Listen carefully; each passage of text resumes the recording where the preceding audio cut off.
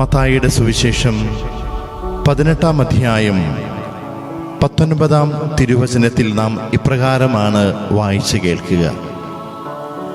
ഭൂമിയിൽ നിങ്ങളിൽ 2 പേർ യോജിച്ച് ചോദിക്കുന്ന ഏത് കാര്യവും എൻ്റെ സ്വർഗസ്ഥനായ പിതാവ് നിറവേറ്റിത്തരും.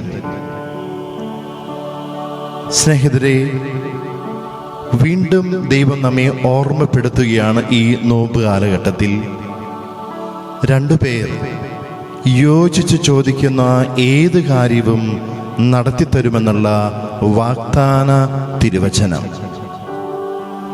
ഇന്നൊരു പക്ഷേ നമ്മുടെ ഭവനങ്ങളിലും വ്യക്തിജീവിതത്തിലും ദൈവത്തിൻ്റെ ശക്തി വരാതിരിക്കുന്നതിന് കാരണം നമ്മൾ ഐക്യത്തിലല്ല, യോജിപ്പിലല്ല എന്നുള്ളതാണ്.